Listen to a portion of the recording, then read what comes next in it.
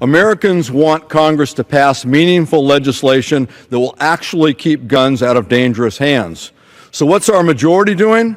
They're bringing up a bill that was not only drafted by the gun lobby, but that makes it nearly impossible to block gun sales to suspected terrorists. That's shameful. The American people deserve a Congress that's willing to stand up to the gun lobby and do what it takes to help keep our communities safe.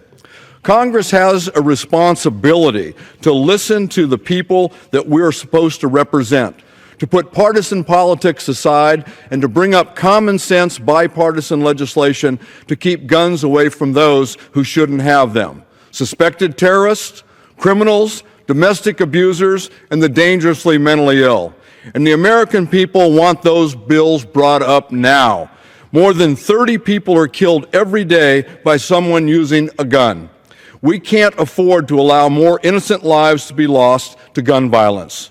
Just a few weeks ago, 49 innocent people were shot to death in the worst mass shooting our country has ever seen. Sadly, this isn't an insulated case. It's now been 3.5 years since the tragedy at Sandy Hook took the lives of 20 elementary school kids and 6 educators.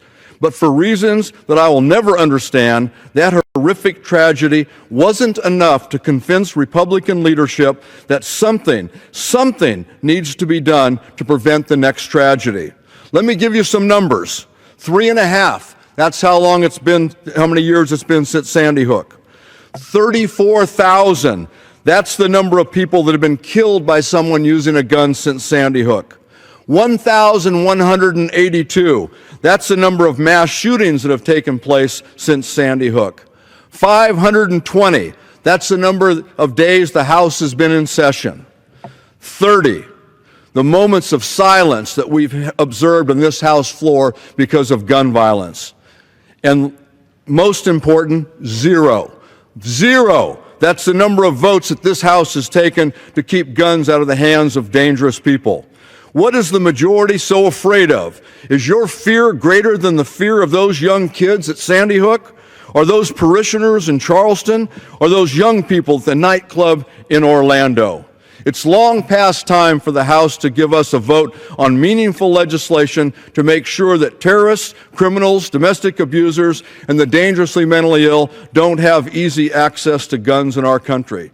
There's bipartisan legislation that would prohibit those on the FBI's terrorist watch list from being able to purchase firearms. And I have authored legislation that has bipartisan support to require background checks for all commercial gun sales.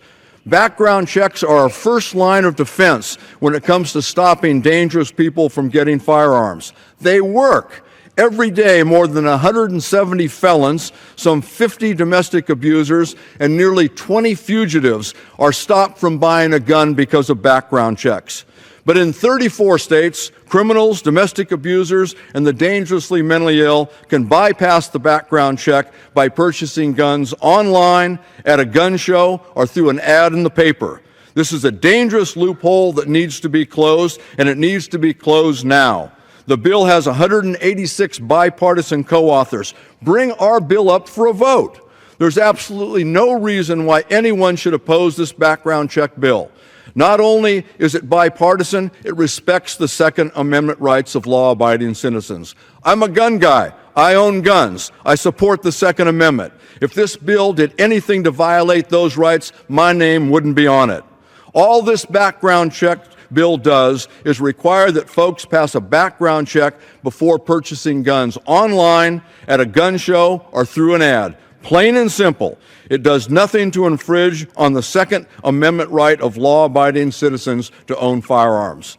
This debate on background checks isn't a choice between either protecting the Second Amendment or reducing gun violence. It's about the willingness of a responsible majority to do both. If there's one thing we should all be able to agree on, it's that suspected terrorists, criminals, domestic abusers, and the dangerously mentally ill shouldn't have guns. Mr. Speaker, give us a vote. Bring up H.R. 1076, bipartisan, effective, no-fly, no-buy legislation. And bring up H.R. 1217, bipartisan background check legislation. Mass shootings followed by moments of silence and no action cannot become America's new normal. We need a vote, and we need to vote now. Thank you. I yield back my time. Chair